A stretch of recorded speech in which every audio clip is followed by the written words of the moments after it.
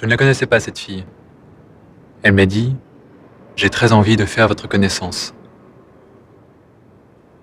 Drôle de rencontre. Je m'étais dit, bon, je vais faire un film comme il ne faudrait pas en faire, entre guillemets. C'est-à-dire, je voulais pas écrire de scénario, je voulais pas faire de storyboard. Et je voulais me lancer dans la fabrication un peu comme ça. Et la forme du journal était une forme qui me semblait très appropriée à ce type de démarche.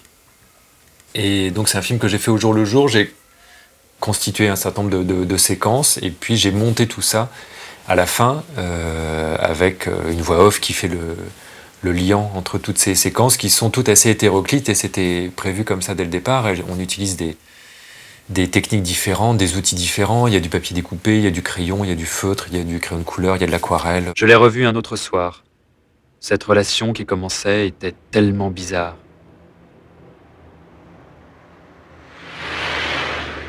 En attendant un appel d'Anne, je relisais de vieilles lettres.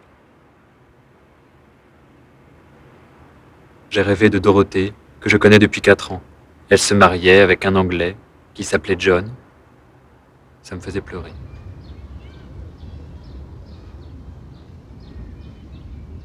Un autre jour.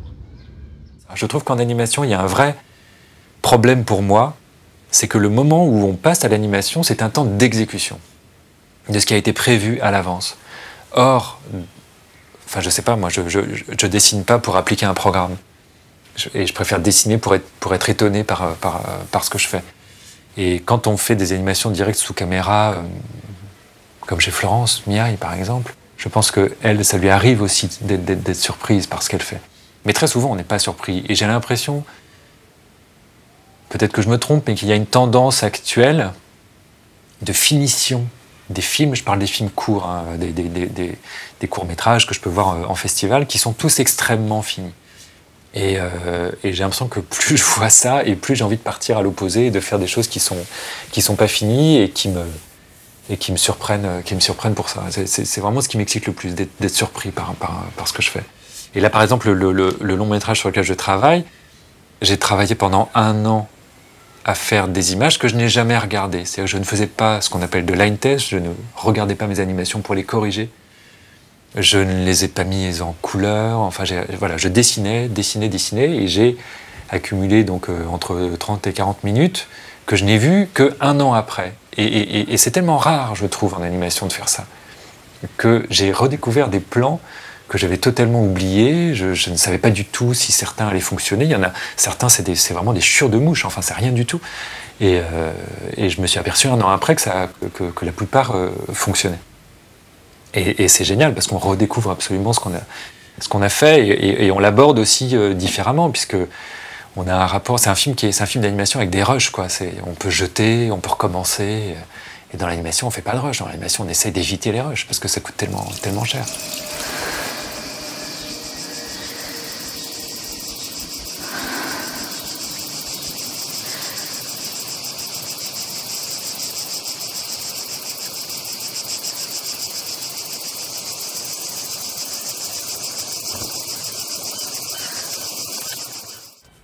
Comme c'est un film que je fais tout seul et qui va être assez long et que je veux pas passer des années à le faire, parce qu'il y a aussi ça, c'est que moi j'aime pas passer trop de temps, j'ai besoin que ça aille assez vite. Il faut que j'arrive à produire entre 10 et 20 secondes d'animation définitive par jour. Et donc pour pouvoir faire ça, l'animation en fait est constituée d'images qui sont toutes pas finies en fait, tout simplement. Et je pense que l'animation peut être terminée avec des dessins qui eux sont tous inachevés. Ah, ça, j'adore.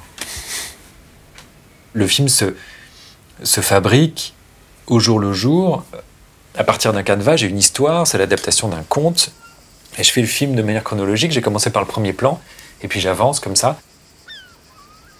Il est évident que cette manière de fabriquer aura des répercussions, ou a des répercussions sur l'aspect visuel du film. Et ça, je crois très fort à ça. Je pense qu'il y a une énergie dans la fabrication du film qui va transparaître.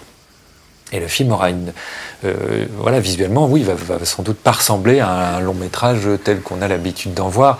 Mais voilà, je souhaite que le film puisse être vu par le plus grand nombre de personnes possible. Enfin, ça sera un film tout à fait accessible avec une histoire, des dialogues, des personnages, des situations.